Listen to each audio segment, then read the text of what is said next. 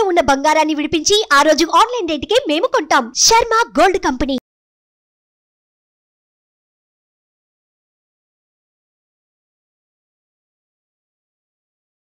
నమస్తే, welcome to Suman TV. నేను మీ యామిని. ప్రస్తుతం మనతో ఉన్నారు ప్రముఖ ఆధ్యాత్మికవేత్త, జ్యోతిష్య రత్న డాక్టర్ శ్రీమతి కోనాల భాగ్యలక్ష్మి గారు ఉన్నారు.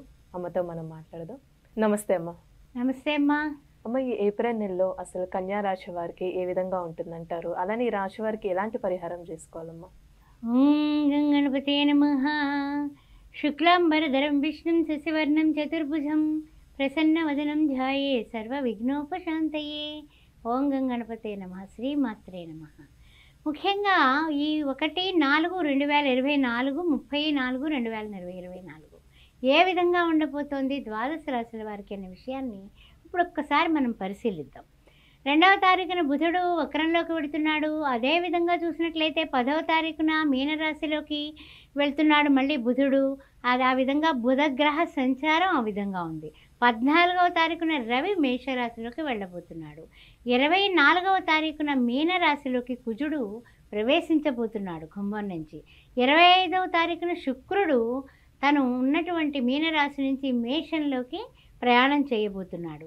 ఇది ఈ యొక్క ద్వాదశ రాశుల్లోని గ్రహ సంచారం యొక్క ప్రయాణాలు, విశేషమైనటువంటి ప్రయాణాలు ఇవి. సరే, ద్వాదశ రాశుల వారికి ఏ విధంగా ఉండబోతుంది అనే విషయాన్ని ఇప్పుడు మనం పరిగణలోకి తీసుకుందాం. ఈ ఏప్రిల్ మాసంలో కన్యా రాశి వారికి చూసినట్లయితే కేతువు లగ్నాత్తు ఉండడం, అదేవిధంగా చూసినట్లయితే 7th హౌస్లో శుక్రుడు రవి రాహువు కలయిక, అష్టమంలో గురుబుధులు కలయిక, షష్టమంలో శనికుజుల కలయిక ఏ విధంగా ఉండబోతోంది అంటే కనుక అది ఏమిటంటే అడకత్తెరలో పోక చెక్క అంటాం కదా, ఆ విధంగా ఉండబోతుంది. ఎందుకంటే రవి చూస్తే మళ్ళీ 15వ తారీఖున అష్టమంలోకి వస్తున్నాడు, అంటే ఆరోగ్యం మీద దెబ్బతీస్తాడు. అందువలన ప్రజెంట్ చూసినట్లయితే కనుక ఈ కన్యా రాశి వారికి నూతన వ్యాపారాలు ప్రారంభిస్తారు, అన్నీ బాగున్నాయనేసి మనం అనుకుంటూ సంతోషంగా ఉన్నారు వీళ్ళు. అయినప్పటికీ కూడా అదనపు రుణాలకి శ్రీకారం చుట్టడం చేయకుండా ఉండడం మంచిది. మనం ఇంకా పెట్టుబడులు పెట్టాలి అనే ఆశ ఉంటుంది కదా. అప్పుడు లాభాలు స్టార్ట్ అయ్యాయి కాబట్టి కొత్త వ్యాపారాల్లో ఇంకా పెట్టుబడి పెడితే ఇంకా వస్తుంది అనే ఆశ అనేది కామన్ కదా. దాని వైపు వెళ్లకుండా కొంత నిలదొక్కుకోవడం అనేది చెప్పదగిన. అంటే ఉగాదికి ముందు ఉగాదికి ముందు ఏ విధమైన ప్రయత్నాల్లోనే కూడా పెట్టుబడులు పెట్టబాకండి, అది చెప్పదగిన సూచన. సరే, ఉగాది వచ్చేసింది 9వ తారీఖున. ఆ తర్వాత ఆదాయం చూస్తే వీడికి 5, అదేవిధంగా వ్యయం చూస్తే కూడా 5 కనపడుతోంది. రాజపూజ్యం 5, అవమానం 2. సరే, బాగుంది అనుకుంటే ఉత్తర 2, 3, 4 పదాలు, ఆ తర్వాత హస్త నక్షత్రం, ఆ తర్వాత చిత్తా నక్షత్రం ప్రథమ ద్వితీయ.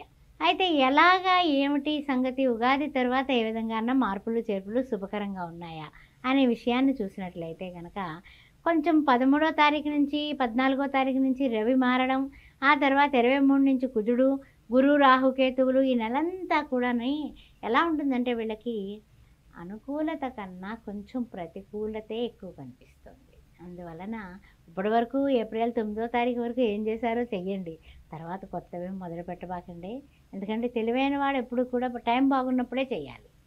టైం కొంచెం అటు ఇటుగా ఉన్నప్పుడు మనం ముందుకు అడుగేస్తే మళ్ళీ పప్పులో కాలేసినట్టు అయిపోతుంది.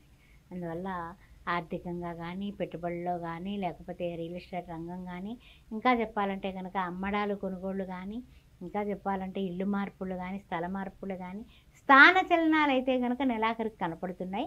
కానీ ప్రజెంట్ అయితే కనుక కొంచెం జాగ్రత్తగానే ఉండండి. అయితే ఏంటంటే కనుక కొన్ని విషయాల్లో అంకిత భావంతో మీరు ప్రతికూలతలన్నీ కూడా ఎదుర్కోవాలంటే కనుక అంకిత భావం కావాలి. అంటే ఏ విధంగా ఉండాలంటే కనుక డెడికేషన్, డిటర్మినేషన్ చాలా కావాలి, డిసిప్లిన్ కావాలి. డ్యూటీని డ్యూటీలా చూడటమే కాకుండా క్రమశిక్షణతో మీరు ముందుకు పెడితే జయం మీదే. దానికి ఓరిమి కావాలి, ఓరిమి ఉంటే కూరిమి వస్తుంది. అందువల్ల మనల్ని మనం అదుపు చేసుకునేటటువంటి ప్రవర్తన కావాలి.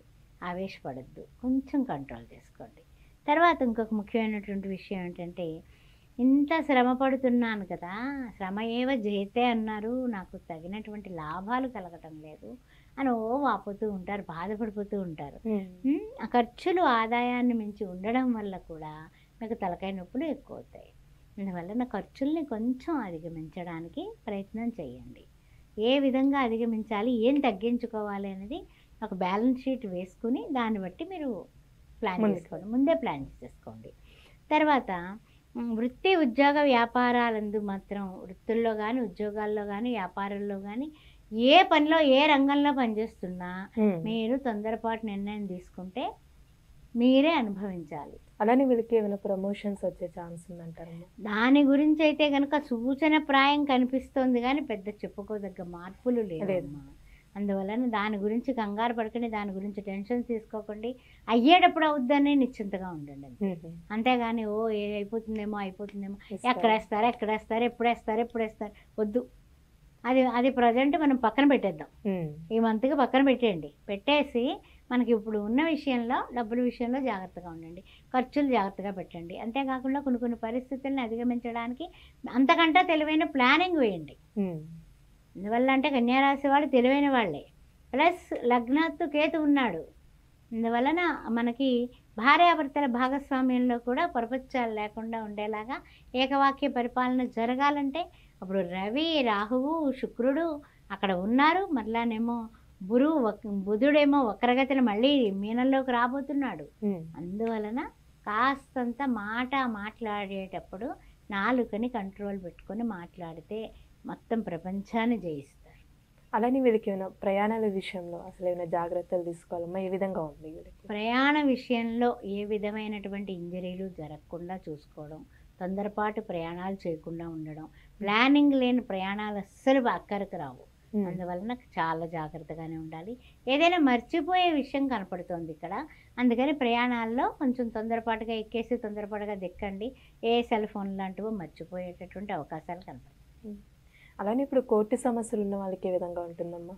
కోర్టు సమస్యలు ఉన్న వాళ్ళకి తొందరపాటుగా మీరు లాయర్లు అడిగినటువంటి డబ్బు ఇచ్చేసి మన తరఫున వస్తుంది తీర్పు అనేసి కంప్లీట్గా నమ్మకండి. సెకండ్ ఒపీనియన్ తీసుకోండి. ఒక లాయర్ దగ్గరికి వెళ్ళి కేసు అప్పచెప్పినప్పటికీ కూడా వేరే లాయర్ను కూడా పొజిషన్ ఏంటి అనేది మీరు కూడా లోపాయికారిగా ఎంక్వైరీ చేయడం చాలా ఉత్తమమైన పని. అలానే అసలు ఈ రాశి వారికి సంబంధించి పరిహారం ఏంటమ్మా? పరిహారం పూర్తిగా మీరు ముఖ్యంగా ఏమిటంటే కనుక ఒకటే అమ్మవారిని గట్టిగా పట్టుకోండి. ఓం దుర్గాయ నమః, కాత్యాయనాయ విద్మహే, కన్యాకుమార ధీమహి, తన్నో దుర్గి ప్రచోదయాత్ అని రాహుకాల దీపం పెట్టడం చాలా మంచిదమ్మా వీళ్ళకి. రాహుకాలం అంటే ఆదివారం పూట అయితే సాయంత్రం 4:30 నుంచి 6 వరకు, సోమవారం అయితే పొద్దున్న 7:30 నుంచి 9 వరకు, మంగళవారం అయితే మధ్యాహ్నం 3 నుంచి 4:30 వరకు, అలా బుధవారం అలాగా ఏ వారాల్లో మీకు సెలవు దినం అయితే ఆ రోజుల్లో ఎన్ని రోజులు వీలైతే అన్ని రోజులు రాహుకాలంలో నువ్వుల నూనెతో 5 ఒత్తుల దీపం పెట్టి ఓం సాం శరవణ భవ, ఓం సాం శరవణ భవ అని ఆ శరవణ భవనుడైనటువంటి సుబ్రహ్మణ్యేశ్వర స్వామిని 108 సార్లు ప్రార్థించి ఆ రోజున ఎవరికైనా సరే పేదవాళ్ళకి కనీసం ఒక్కరికైనా భోజనం కడుపు నిండా పెట్టండి. అన్ని విధాల మీ కష్టాలు తీరిపోతాయి. వారానికి ఒక్కరోజన్నా చేయండి. సుమన్ టీవీలో మీ పర్సనల్ అండ్ బిజినెస్ ప్రమోషన్స్ కోసం కింది నెంబర్కి కాంటాక్ట్ చేయండి.